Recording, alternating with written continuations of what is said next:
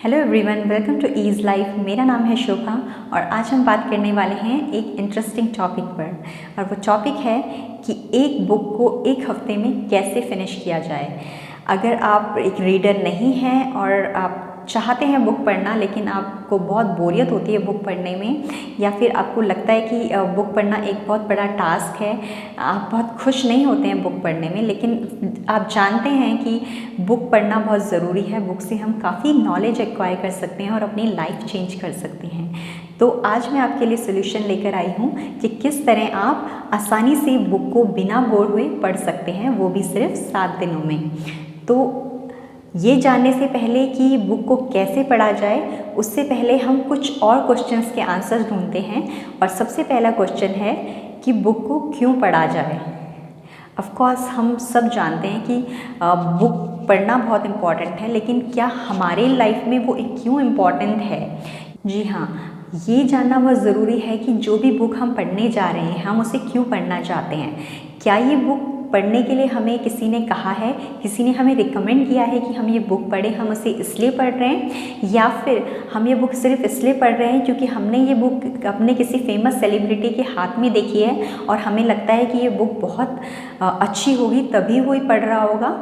तो प्लीज़, अगर आप इस कारण से कोई बुक पढ़ रहे हैं तो मत पढ़िए, क्योंकि बुक पढ़ने के लिए आपका रीज़न अपना होना चाहिए। या तो आप बुक किसी एंटरटेनमेंट पर्पस के लिए पढ़ रहे हो, कोई नॉवल वगैरह पढ़ रहे हो, आप एंटरटेनमेंट चाहते हो, आप इसलिए पढ़ रहे हो, या फिर आप कुछ नॉलेज एक्वायर करना चाहते हो, किसी सब्जेक्ट के लिए आप बहुत पैशनेट हो, आपको बहुत इंटरेस्ट हो उस सब्जेक्ट में, आप इसलिए वो बुक पढ़ना चाहते हैं, या फिर आप कुछ आइडियाज़ लेना चाहते हैं उस बुक से, आप इसलिए बुक पढ़ना चाहते हैं। तो पहले अपना वाई क्यों क्लियर कीजिए कि आप ये बुक पढ़ना क्यों चाहते हैं। एक बार आप क्लियर हो जाते हैं कि आप सचमुच ये बुक पढ़ना चाहते हैं और आप इसमें इंटरेस्टेड हैं, उसके बाद आप ज़रूर कोशिश कीजिए कि यूट्यूब और टेड टॉक्स जो वीडियोस हैं रिलेटेड टू दैट बुक, उस बुक से संबंधित जो भी टेड टॉक्स और यूट्यूब वीडियोस हैं आप उन्हें देखिए। इसमें ज़्यादा से ज़्यादा 15 से 20 मिनट लगते हैं, लेकिन आपको इससे आइडिया हो जाता है कि बुक का कंसेप्ट क्या है, बुक में एक्चुअल में है क्या, और आपको सच में उस बुक को आगे पढ़ना चाहिए, आपके लिए उस बुक में कुछ है भी या नहीं। एक बार आपने कंसेप्ट क्लियर हो जाता है तो आपके लिए बुक पढ़ना भी थोड़ा आसान हो जाता है। उसके बाद दूसरा क्वेश्चन आता है कि बुक को कब पढ़ा जाए। ये भी बहुत इम्पॉर्टेंट है, क्योंकि कई लोगों को मैंने देखा है कि वो अक्सर सोने से पहले बुक पढ़ते हैं ताकि बुक पढ़ते पढ़ते उन्हें नींद आ जाए। तो उस बुक को पढ़ने का कोई फ़ायदा नहीं होता, क्योंकि हम उससे नॉलेज ग्रैस्प नहीं कर पाते, नॉलेज नहीं ले पाते। सही टाइम वो है जब हम एक्टिव हो, हमारा माइंड बिल्कुल एक्टिव हो, और अक्सर हमें नहाने के बाद बुक पढ़ना, और अक्सर कोशिश ये करनी चाहिए कि नहाने के बाद का टाइम हम शेड्यूल करें बुक पढ़ने के लिए। टाइम शेड्यूल करना बहुत ज़रूरी है। और नहाने के बाद मैंने इसलिए कहा क्योंकि नहाने के बाद हमारा जो माइंड होता है वो अल्फ़ा मोड में होता है, मतलब उस टाइम हमारा माइंड चीज़ों को जल्दी से सीखने की पोजीशन में होता है और वो अच्छी तरह से सोच पाता है। उसके बाद क्वेश्चन आता है कि बुक को कहाँ पढ़ें। बुक को कभी भी बिस्तर पर बैठकर या सोफे में लेटकर नहीं पढ़ना चाहिए। बुक को पढ़ने के लिए कोशिश कीजिए कि एक स्ट्रेट चेयर पर बैठे आराम से, या फिर अपने स्टडी टेबल पर बैठकर बुक पढ़ें। अब बात करते हैं बुक को कैसे पढ़ा जाए ताकि हम उसे 7 दिनों में फिनिश कर सकें। तो सबसे पहले हम एक एवरेज बुक ले लेते हैं, जैसे कि एवरेज बुक के जो पेजेस होते हैं वो अराउंड 200 होते हैं। तो अगर हम उन्हें डिवाइड करते हैं तो एक दिन के आते हैं 28 पेजेस। तो अगर हम 1 घंटा निकाल लें तो हम आसानी से 28 पेजेस पढ़ सकते हैं। लेकिन आपको 28 पेजेस भी पूरे नहीं पढ़ने हैं।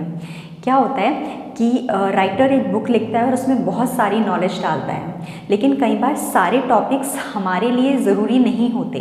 तो आप क्या कीजिए, आप उसके इंडेक्स सेक्शन में जाइए और चैप्टर्स के टॉपिक देखिए, कौन सा टॉपिक है जो जिसमें आप इंटरेस्टेड हैं और कौन सा टॉपिक है जो आपके काम का नहीं है। तो आप उनको हाईलाइट कीजिए, उन चैप्टर्स को हाईलाइट कीजिए जो आपके काम के हैं। अक्सर 60% बुक जो होती है वही हमारे टॉपिक से रिलेटेड होती है, तो 40% हमें पढ़ने की ज़रूरत ही नहीं होती है। लेकिन इसमें एक बात को ज़रूर ध्यान दीजिए कि बुक का इंट्रोडक्शन ज़रूर पढ़िए। बुक का इंट्रोडक्शन पढ़ना बहुत इंपॉर्टेंट होता है, क्योंकि कई बार राइटर बुक के इंट्रोडक्शन में ही लिखता है कि हमें बुक किस तरह से पढ़नी चाहिए।